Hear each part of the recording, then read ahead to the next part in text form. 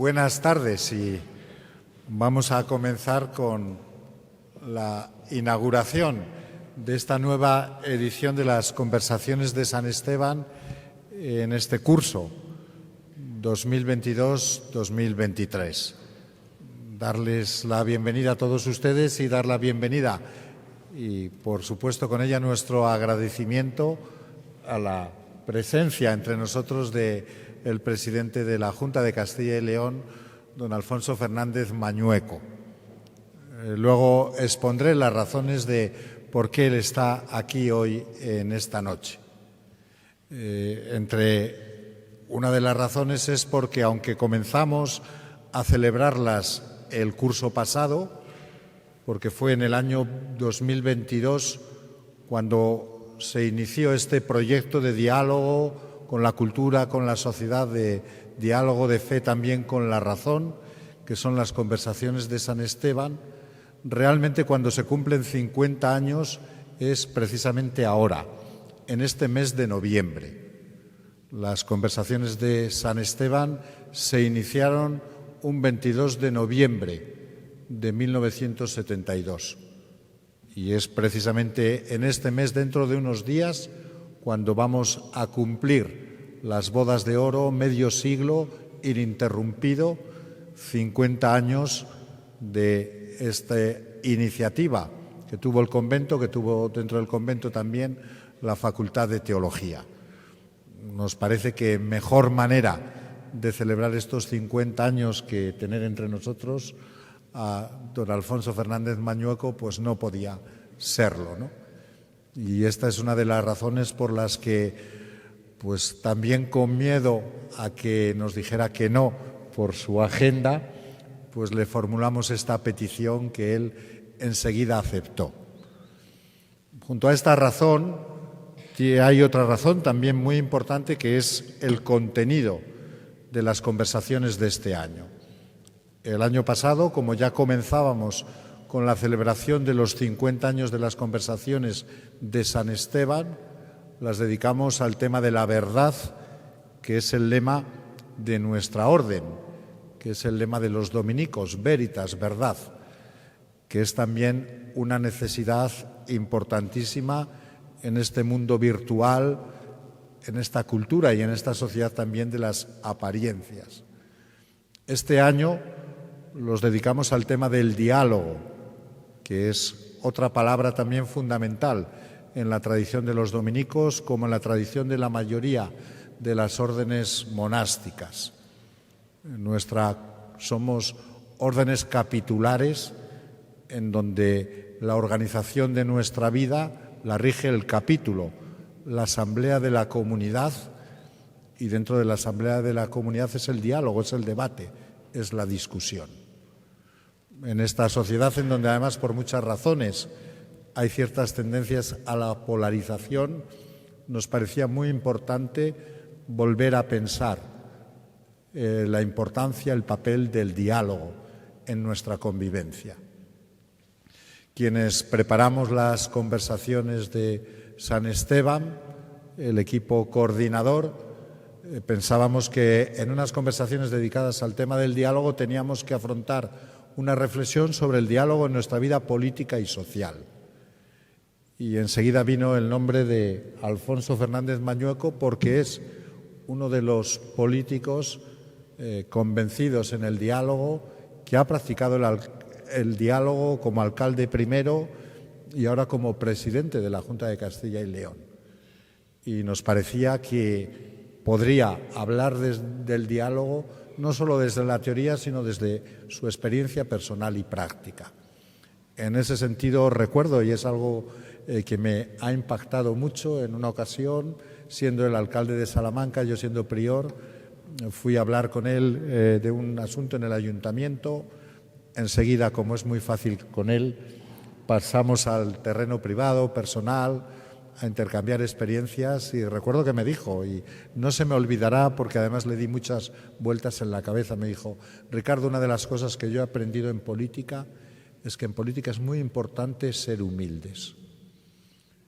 Y creo que lo decía sinceramente, lo decía desde su experiencia de los dominicos se dice que somos poco humildes y quizás por eso me impactó tanto ese comentario al que le he dado muchas vueltas. Para mí fue una gran lección también de vida, porque creo que es verdad, no solo en la política, sino en la vida hay que saber ser humildes, porque solamente el humilde es el que es capaz de dejar sitio al otro. Y ahí es donde comienza el diálogo. Y la otra cuestión, aunque sea larga, sí quiero decirlo para explicar por qué pensamos en Alfonso para inaugurar las conversaciones de este curso. Lo hablo desde la independencia y desde la libertad de un dominico en esta casa que fue Casa de la Libertad, y también desde la honestidad y la verdad con que tenemos que ver las cosas. Cuando estaba el año pasado, en marzo, este año en marzo, el curso pasado, preparando estas conversaciones, hubo un suceso en las Cortes de Castilla y León. El vicepresidente de las Cortes, el vicepresidente, de la Junta de Castilla y León, el señor Gallardo, se dirigió a una diputada del Partido Socialista que está en silla de ruedas con una palabra que a ella le resultó ofensiva. Yo creo que cualquiera que viera aquello con honestidad y con independencia estaba claro que aquello fue un error, fue un lapsus, como lo podemos tener cualquiera, que no quiso ni insultar ni ofender a esa diputada, y que el Partido Socialista, como también es comprensible desde el punto de vista político, exageró la situación, la sobredimensionó y aprovechaba esa situación como una manera también de hacer oposición. Yo creo que cuando una persona se siente ofendida, aunque no la hayamos querido ofender, lo lógico, lo educado, lo correcto, lo que hacemos todos en muchas ocasiones en nuestra vida cotidiana es pedir perdón. Es decir, mira, perdona, no te quería ofender, yo no quería ofenderte, pero si te has sentido ofendido, perdón. Esto es lo correcto, ¿no? Yo entiendo que el juego político a veces lleva a unos y a otros a no bajarse del caballo, como eso ocurrió. Y la polémica por lo menos duró 8 o 9 días, que yo recuerde, hasta que Alfonso intervino, pidió perdón, porque me parece que es lo correcto, es lo que además digo, ¿no? Si esto lo hacemos en nuestra vida privada, en nuestra vida cotidiana, ¿por qué no lo vamos a hacer en la vida política? Si alguien se siente ofendido por un comentario que yo he hecho con toda mi buena intención, lo lógico es pedir perdón. Él, como presidente de la Junta de Castilla y León, pidió perdón, y además es lo políticamente, desde mi punto de vista, inteligente, porque fue acabar con una polémica que si no duraría hasta hoy, probablemente. Hubo medios que dijeron que eso era un acto de cobardía, que era una cesión, lo criticaron también por ese gesto. Pero yo, cuando estaba preparando unas conversaciones sobre el diálogo, pensé, este es el diálogo en la vida política y social. Reconocernos unos a otros, reconocer que alguien pueda sentirse dolido por un comentario sin mala intención que hemos hecho. Porque como todos vayamos montados en el caballo, va a ser muy difícil la convivencia. Y yo creo que por eso, Alfonso, el otro día se lo comentaba también en privado, que coincidimos en una situación. Aquello también me impresionó y fue lo que me hizo decir, pues vamos a invitar a don Alfonso, aunque corramos, ¿no? Pues un poco tengamos el temor de que nos diga que no, que esté aquí. Y la última razón, y siento un poco extenderme, pero creo que es importante, ¿no?, el decir esto, es porque en estos 50 años de celebración de las conversaciones de San Esteban no podemos olvidar en el convento a su padre, a don Marcelo. Él nunca lo ha ocultado. Don Marcelo, el padre de don Alfonso Fernández Mañueco, fue dominico, estudió aquí teología, fue movilizado en los tiempos de la Guerra Civil, tuvo que ir al frente, creo que en Guadarrama, si no me equivoco, o eso le he oído a alguno de los mayores del convento, y de ahí ya no volvió, como le ocurrió a muchas personas. Pues su vida dio un cambio. Pero don Marcelo, que fue siempre un amigo del convento, un gran apoyo para la comunidad, era también un gran apoyo para las conversaciones de San Esteban. Los más mayores del convento le recuerdan siempre sentado en las primeras filas escuchando las conversaciones. Y jugábamos con cierta ventaja, sabíamos que por esta razón también personal y por la amistad también que nos une y que le une a Alfonso con el convento, pues era difícil que nos dijera que no, y le agradecemos, ¿no?, desde luego, pues su presencia aquí. No voy a extenderme más, podría decir algo pues de su presentación. Todos sabemos, le conocemos en Salamanca porque fue alcalde de nuestra ciudad, fue nuestro alcalde, siendo alcalde favoreció, hizo uno de sus lemas, ¿no?, de su gestión municipal, como ahora también con Carlos, el diálogo, el encuentro, el no tensar las situaciones, el estar también cerca, y creo que se puede decir, Alfonso, de las personas que más lo necesitaban, desarrollar con Cristina Klimovic una buena política social para esta ciudad, y creo que todo esto te da autoridad para intervenir aquí. Ya sabéis que él es de formación jurista, tiene formación en Derecho.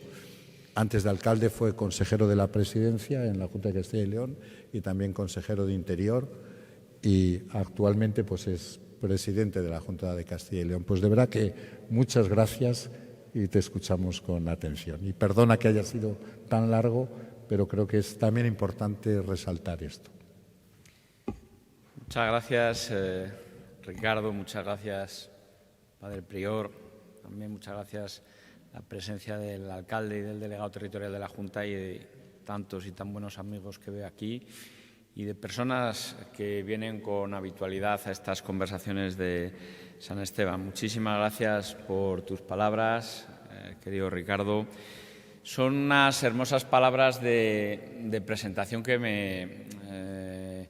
me ruborizan por un lado y por otro lado también pues me responsabilizan, y espero estar a la altura de estas palabras que desde el afecto personal, que es mutuo, pues me dedicas. Creo que es importante unas conversaciones de San Esteban, 50 años nada menos, en estos momentos especialmente, y además el que me invitéis a mí para hablar sobre el diálogo político, el diálogo administrativo, pues es muy especial, ¿no? Me recuerdan muchas cosas el convento, me recuerda muchas cosas la orden de los dominicos. Bueno, lo ha dicho el Padre Ricardo. Mi padre no llegó a ser dominico exactamente, para que no haya confusiones, porque alguna vez, pero no llegó a profesar. Pero sí se sentía de vocación y de corazón uno más de la orden. Además, él estuvo siempre muy vinculado a estas conversaciones. Bueno, yo, dicho esto, creo que 50 años pues exige que hagamos un repaso de lo que ha sido la trayectoria del diálogo en nuestra ciudad, en nuestra comunidad autónoma, que tiene menos años que las conversaciones de San Esteban, y también en nuestro país. Yo creo que, en primer lugar, mi sincera felicitación por estos primeros 50 años de fecunda actividad de las conversaciones de San Esteban. Cuando uno analiza las conversaciones de San Esteban y analizamos en profundidad, pues está ahí la reconocida inquietud intelectual de los promotores. A lo largo de toda su historia, la Orden Dominica ha promovido debates de muy alto nivel y de gran trascendencia humana, sin salir de este convento. Bueno, pues acogió el debate sobre la viabilidad de la propuesta colombina, por llegar a las Indias.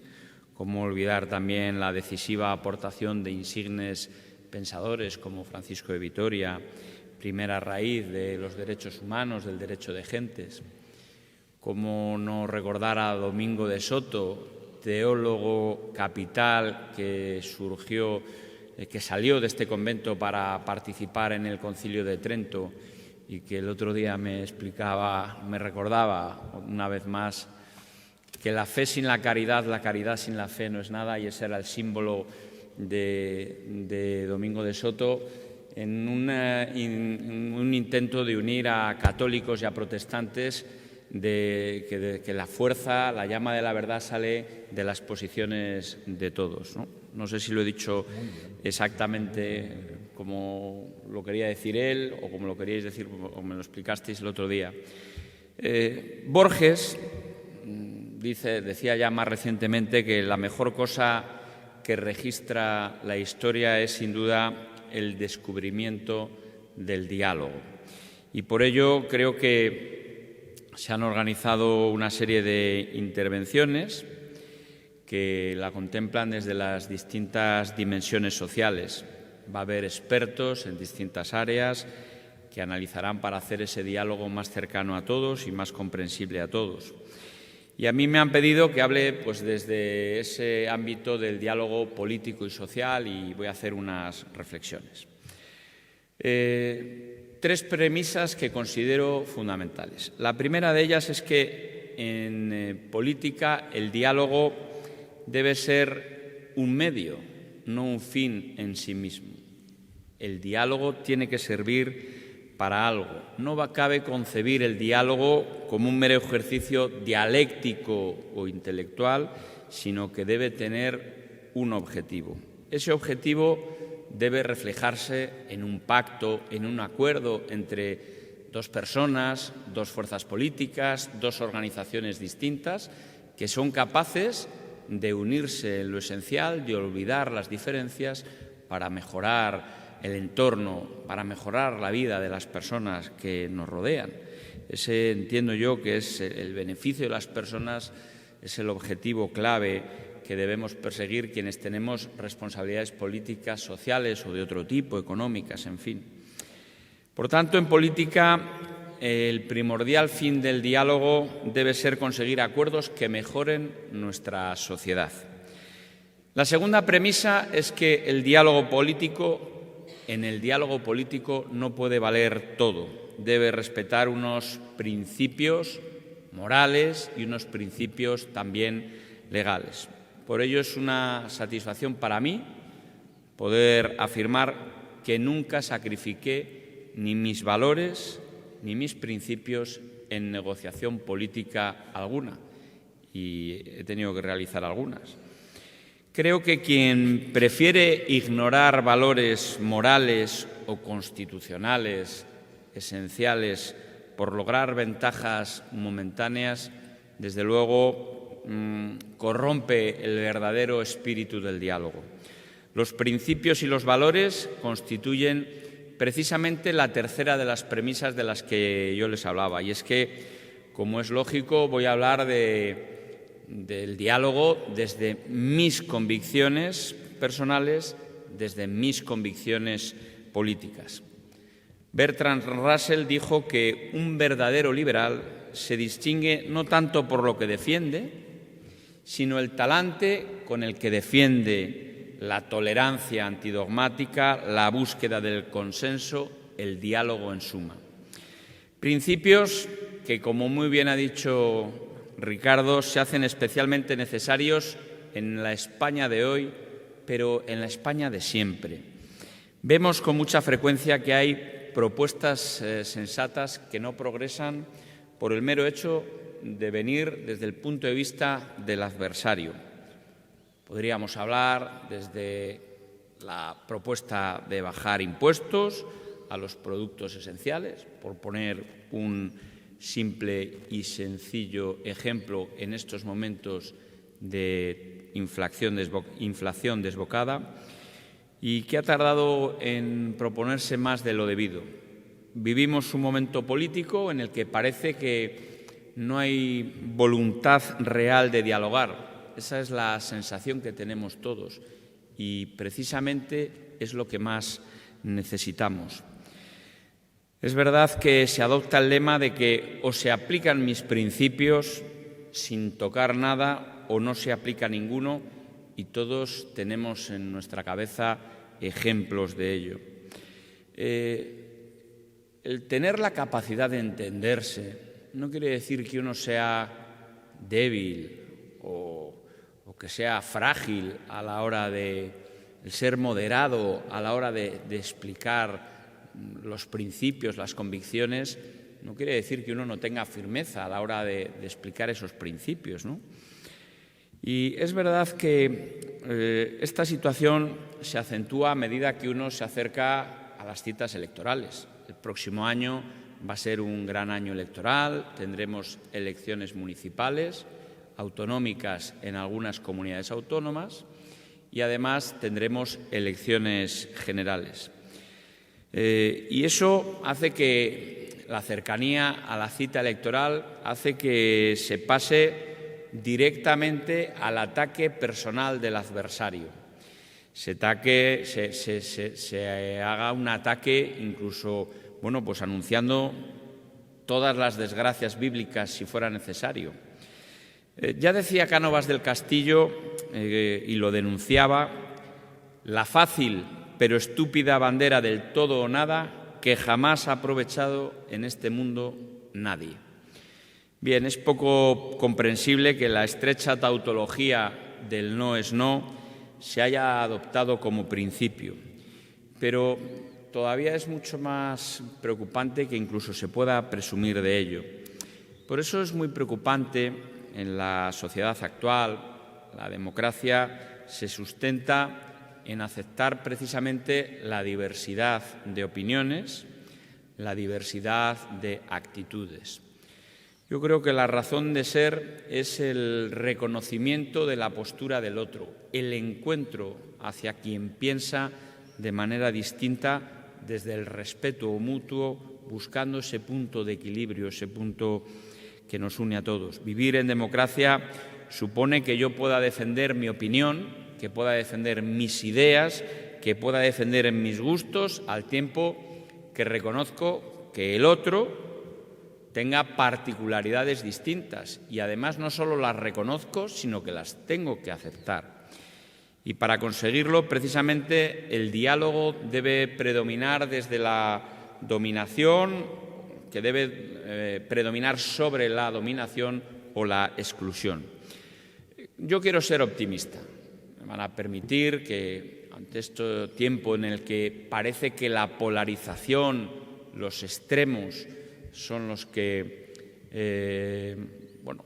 generan mayor fuerza, yo creo que simplemente es ruido y lo que vemos, esa mayoría silenciosa que está en el centro, que está en la moderación, es la que siempre acaba inclinando la balanza siempre de su lado. Pero es verdad, y no es menos cierto, que tenemos que sentir orgullo de lo que hemos conseguido los españoles a lo largo de estos años de democracia, desde la transición política, las primeras elecciones democráticas, la Constitución española de 1978, y tenemos que vernos como alumnos ventajados en concordia, en diálogo, en tolerancia, desmintiendo siempre ese tópico que desde algunos ámbitos se nos achacaba a los españoles de fanatismo, desde distintos ámbitos, especialmente desde distintos países que nos presentan a España como un país alejado del diálogo y precisamente en la transición no solo el diálogo fue algo que se utilizó, sino consiguió un objetivo, que era el entendernos todos, el conseguir una Constitución, un pacto que hizo de este país uno de los más avanzados en los últimos años. Creo que si uno analiza también nuestra propia historia, la de la comunidad autónoma de Castilla y León, nuestro origen histórico está vinculado precisamente al diálogo y al pacto.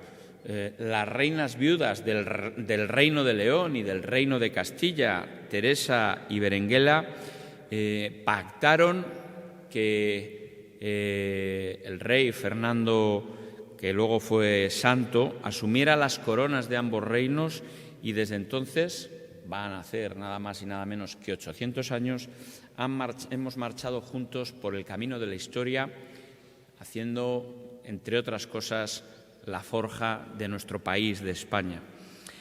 Algunos siglos después, en los albores de la actual España, la no lejana Tordesillas acogió un notable espíritu de concordia con la vecina Portugal para delimitar pacíficamente, mediante el histórico Tratado de Tordesillas, las respectivas zonas de expansión en América.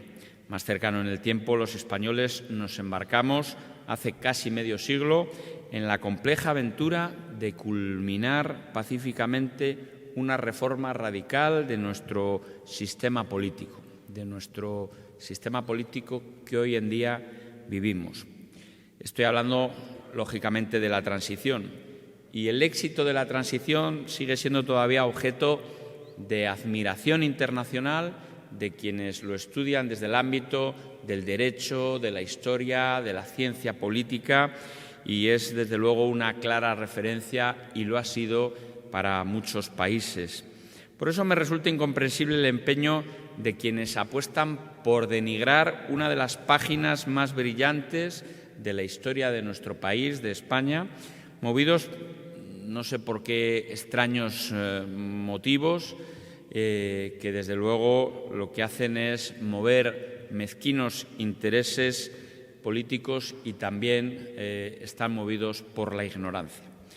Recordemos una vez más que el éxito obedeció a que no se hizo una reforma, solo una reforma para todos, sino una reforma con todos. Fuimos capaces de hacer una Constitución española entre todos y para todos, porque, como dijo uno de sus principales protagonistas, paisano que también pisó las calles de nuestra ciudad, Adolfo Suárez, el diálogo a rostro descubierto es el único instrumento de convivencia. Pues bien, fuimos capaces de alejar dogmatismos para encontrar el mejor camino con la guía del diálogo, y, como sabemos, el mejor fruto de aquel gran consenso fue la Constitución que ya he citado, de 1978, y que el próximo 6 de diciembre celebraremos un nuevo aniversario.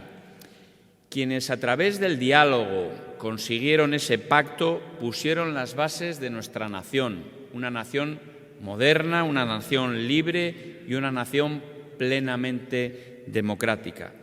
Puede que no contentara mucho a unos pocos, sino que contentó a la inmensa mayoría del pueblo español.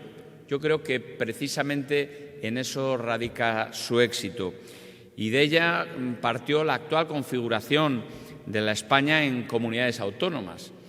Tal vez el título octavo, y me voy a profundizar en el ámbito autonómico, el título octavo de la Constitución española reflejara cierta ambigüedad y hubiera sido susceptible, pues, alguna mayor perfección técnica, pero el pacto político es lo que tiene. No debemos olvidar que uno de los grandes problemas que ha tenido España en los 2 últimos siglos, y que sigue siendo real, precisamente ha sido la cuestión territorial, ¿no?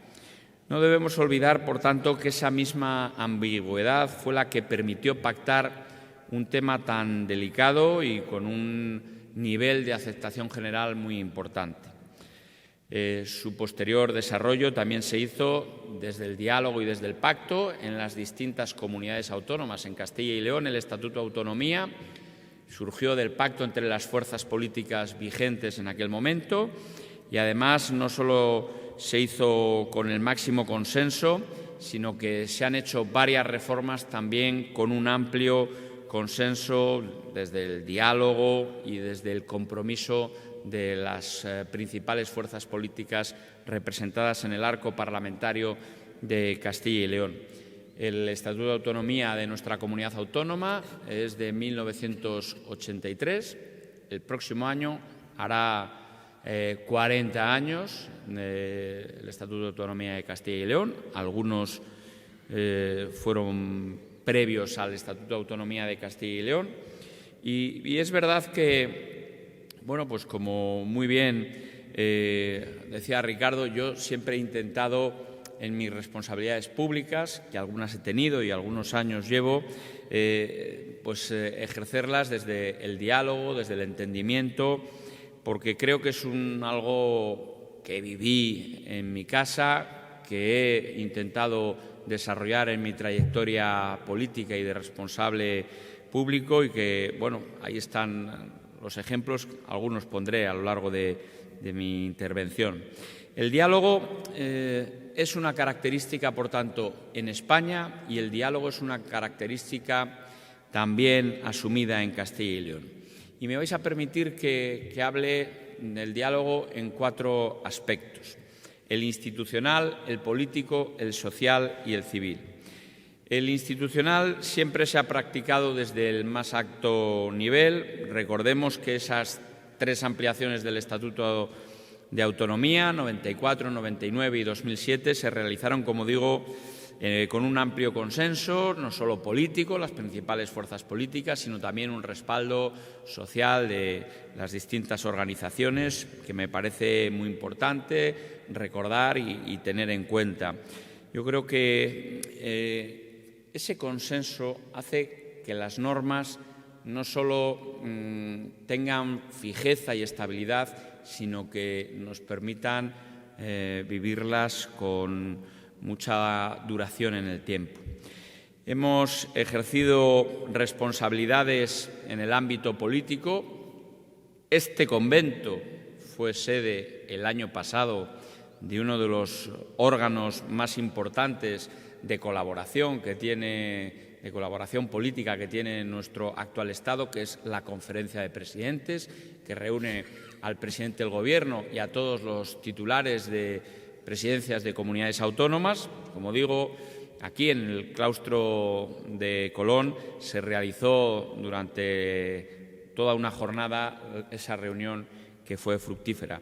Es habitual, y especialmente durante la pandemia, conferencias sobre temas tan importantes: la sanidad, la educación, el diálogo entre el Gobierno de España y las comunidades autónomas. Vivimos un Estado en el que no puede haber confrontación, sino diálogo y colaboración para desarrollar asuntos tan importantes como es la sanidad o la educación. En mi opinión, y ya lo digo como presidente de la Comunidad Autónoma de Castilla y León, el diálogo entre el Gobierno de la Nación y las autonomías, además, debería ser permanente, debería ser global, en busca de grandes acuerdos que forjen el interés nacional. A mi modo de ver, hay muchas cuestiones sobre las que se podría hablar. Yo voy a proponer, y lo digo desde la óptica de Castilla y León y desde la óptica de presidente del Gobierno de Castilla y León, 3 grandes cuestiones en las que se deberían alcanzar acuerdos desde el punto de vista territorial: un pacto por la sanidad, un pacto para luchar contra la despoblación y un pacto por la financiación autonómica. Son asuntos de interés común, nos afectan a todos y debemos resolver entre todos, dialogando y acordando. No tiene sentido utilizar, por ejemplo, la sanidad pública como arma arrojadiza contra el adversario. Lo que las fuerzas políticas de la oposición dicen al Gobierno de Castilla y León es lo mismo que las fuerzas políticas de la oposición en otras comunidades autónomas, con otros gobiernos de un color distinto al que tiene el de Castilla y León, reciben esas mismas críticas. Por tanto, parecería más razonable que haya un pacto por la sanidad, no solo en el ámbito de las fuerzas políticas, sino en el ámbito también territorial del Gobierno de España y las comunidades autónomas, buscando, como digo, ese interés común. Es verdad que ese diálogo institucional lo hemos practicado desde el Gobierno de Castilla y León con las demás comunidades vecinas. Estamos rodeados, abrazados por 8 comunidades autónomas y además tenemos una frontera con un país vecino, hermano, como Portugal, con más de 400 kilómetros de fronteras. Yo creo que esa colaboración en el mundo actual es imprescindible, que el Gobierno de Castilla y León sea capaz de ir desarrollando convenios de colaboración en aspectos esenciales. Sanidad o educación son algún ejemplo de ellos, ¿no? Hemos tenido pues muchos ejemplos y seguiremos trabajando en ese ámbito. Decir sobre la cuestión de la financiación autonómica. Se dice mucho sobre, sé que es un tema especialmente árido, pero si digo que más del 70% de los recursos que reciben las comunidades autónomas vienen del modelo de financiación autonómica, es decir, el dinero que destinamos desde los gobiernos autonómicos, fundamentalmente para la sanidad, para la educación, para las políticas sociales y de la dependencia y de apoyo a los mayores, viene del modelo de financiación, no estamos hablando de un tema menor. Eso tiene que surgir desde el diálogo. Y es curioso, firmamos un acuerdo denominado Declaración de Santiago de Compostela sobre las líneas directrices que debe seguir la imprescindible reforma de la financiación autonómica. Y ahí nos pusimos de acuerdo gobiernos con distintos colores políticos. Galicia, Asturias, Cantabria, Aragón, Castilla-La Mancha, La Rioja, Extremadura y la propia Castilla y León. Si uno analiza ya no solo los titulares del presidente de cada uno de estos gobiernos, sino los colores políticos de los gobiernos, de las fuerzas políticas que sustentan a estos gobiernos, vemos que prácticamente está representado todo el arco parlamentario. Bueno, pues fuimos capaces de ponernos de acuerdo en algo que une más en el ámbito territorial a la España del interior, que a lo mejor no tiene un color ahí tan diferenciado entre izquierdas o derechas. Hemos dialogado también con otras comunidades autónomas como Aragón o Castilla-La Mancha para mejorar y emprender actuaciones comunes en el desafío estratégico para luchar contra la despoblación. En fin, hemos también mantenido un diálogo fructífero con ayuntamientos y diputaciones, especialmente intenso durante la pandemia, y a través de los órganos de representación de ayuntamientos y diputaciones, como es la Federación Regional de Municipios y Provincias y la Conferencia de Titulares de Alcaldías y de Presidencias de Diputación. Hemos firmado infinidad de convenios con ayuntamientos y diputaciones en materias tan importantes como la vivienda, un servicio público ya esencial, la expansión de Internet, el desarrollo industrial y también, por supuesto, la depuración de aguas. Son cuestiones de la vida cotidiana que solo desde el entendimiento, desde el diálogo y desde el acuerdo se puede avanzar mucho mejor. Bueno, este es el diálogo institucional. También quiero hablarles del diálogo político. Creo que hoy es más necesario que nunca y yo siempre he intentado poner en práctica, pues desde que tenía responsabilidades de todo tipo, más recientemente en la alcaldía. Saben ustedes que impulsamos grandes pactos políticos de acuerdos entre las dos principales fuerzas del Ayuntamiento, Partido Popular y Partido Socialista, pero también en otros casos se incorporaban otras fuerzas políticas como Ciudadanos, etcétera, buscando objetivos de austeridad y la eficacia en el gasto público en el Ayuntamiento, también para mejorar nuestro patrimonio como no solo una forma de preservar lo que es una seña de identidad de nuestra ciudad, sino también una forma de desarrollar uno de los recursos económicos más importantes de nuestra ciudad, para impulsar el desarrollo en el Alfoz entre la ciudad y los distintos municipios que lo rodean, ir mejorando la vida cotidiana y facilitar, facilitar, como digo, la vida de todas las personas.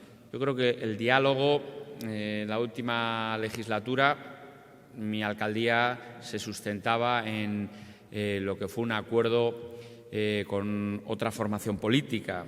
Los dos gobiernos que yo he dirigido surgen de un diálogo, de una negociación y de un pacto, de un acuerdo con dos formaciones distintas, una a la derecha y otra a la izquierda, pero con ideología distinta, pero buscando siempre el fin común, que es la mejora de la calidad de vida de las personas. Yo creo que el ser capaces de llegar a un punto de equilibrio, un punto de acuerdo para emprender ese camino compartido es importante.